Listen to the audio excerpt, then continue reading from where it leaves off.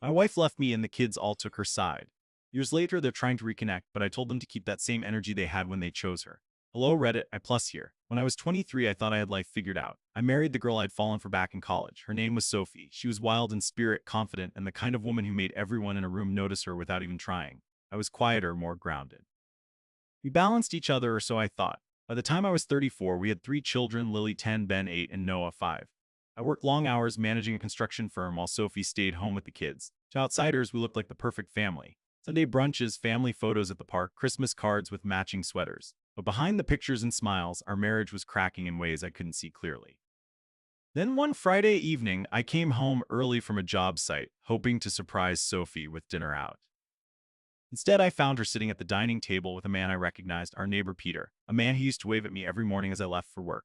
The look in her eyes told me everything before a single word was spoken. I didn't yell, I didn't throw anything, I just stood there numb, and in that moment, something inside me quietly broke. We divorced a few months later. I tried to keep things civil for the kids. We agreed not to tell them the real reason. Mom and Dad just grew apart. I thought I was protecting them.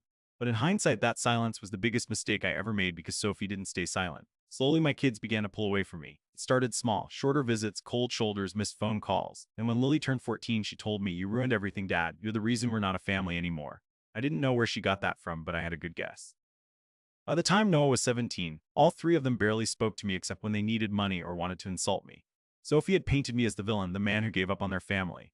I tried to tell them the truth, but Sophie threatened me. She said she'd make my life and my mother's life hell if I ever told the kids about her affair. She was working in real estate then, and she had influence, connections, money, and charm that she knew how to weaponize. I didn't have the fight left in me, so I stayed quiet and watched my kids grow into strangers who hated me. 2 years later, I was completely alone. The kids stopped answering my calls. They wouldn't visit during the holidays. And the one time I showed up at Noah's graduation, they acted like I was some distant relative crashing the event. One night, after months of feeling invisible, I tried to end it all. A handful of pills, a bottle of whiskey, and a note that just said, "I tried." I woke up in a hospital bed with my boss, who also happened to be my oldest friend Henry, sitting beside me. He didn't lecture me. He just said, "You need a new start, man. You can't keep living in that house filled with ghosts." A month later, Henry offered me a transfer, a job managing a branch of our company in Oregon, thousands of miles away. I took it. I packed everything I owned into a single moving truck and drove across the country. It was in Oregon where I met Maya.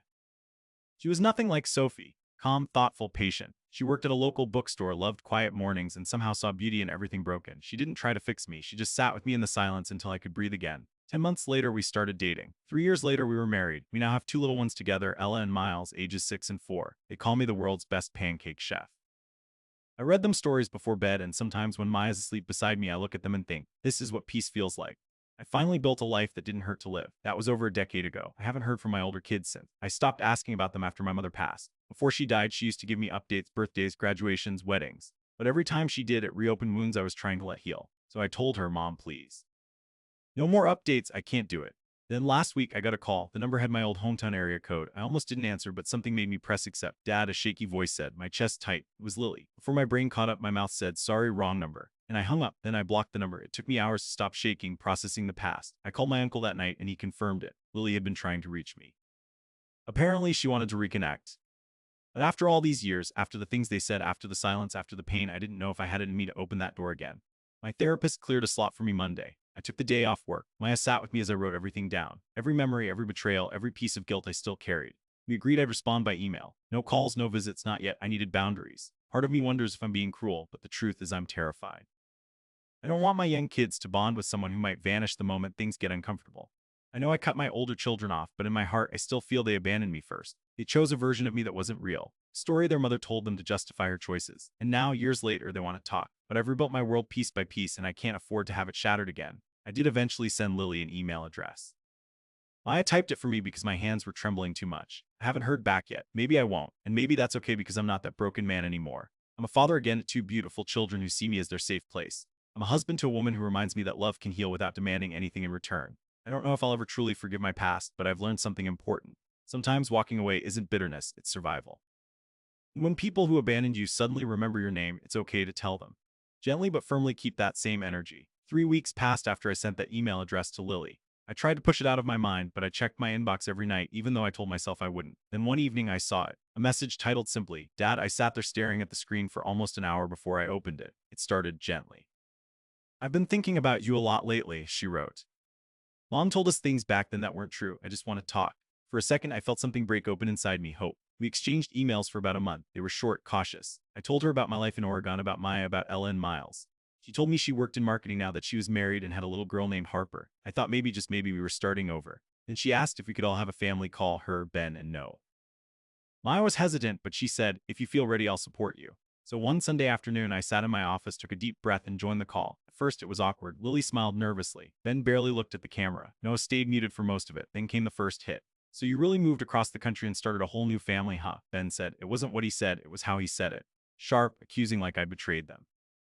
"I didn't move to start over without you," I said quietly. "I moved because I had nothing left. You all stopped talking to me." Lily sighed. "Well, you didn't exactly try that hard to fix things, did you?" I sat there stunned. After years of being painted as the villain, of taking the blame silently, they still couldn't see me. I tried explaining again that I stayed quiet to protect them, that their mother made threats, that I was drowning. Noah finally unmuted. "Mom said you left her because she wasn't good enough for you, that you wanted a younger woman, that you didn't love us." I felt my throat tight. "That's not true," I said. "I left because she was unfaithful. I stayed silent because I thought it would protect you." Lily's eyes narrowed. "You're saying Mom cheated after all these years. Now you want to drag her name through the mud." There it was, the trap. I realized then this wasn't reconciliation. It was interrogation. The next few weeks were chaos. At first, Lily pretended to want to rebuild a relationship. She called often, sent pictures of her daughter, asked about the grandkids. I thought things were improving. Then came the guilt trips. "Harper's birthday is coming up," she said one night. "It would mean a lot if you sent something, to show you care." I sent a gift, a small one, a wooden toy set, and a card. The next call, Ben chimed in. "Seriously, Dad, that's all you said? You have money for a new family, but not for your first one." I couldn't believe what I was hearing. They never asked how I'd survived those years alone, how I almost didn't make it. They didn't care how many nights I cried into my pillow missing them.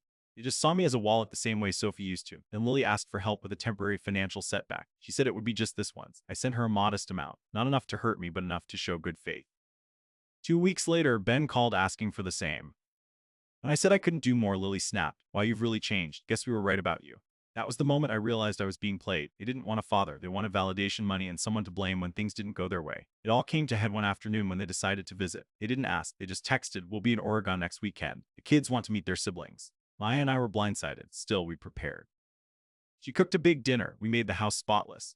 When they arrived, they were polite for about 10 minutes. Then Lily started walking around the house, making little comments. "Oh, it must be nice living like this," she said. "Did you ever think you might have liked a house like this growing up?" Ben nodded. "Guess Dad saved all the good years for the new family." Even Noah, who'd been quiet before, joined in. "You must be so proud of yourself, pretending to be father of the year now." I didn't even know how to respond.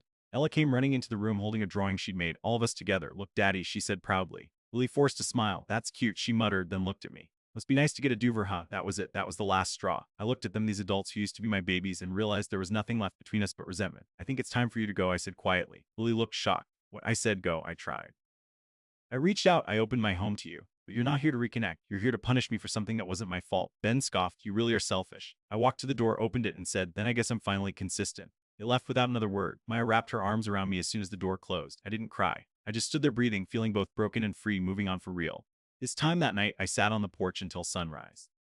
I thought about the little boy version of myself who wanted nothing more than to be a good dad.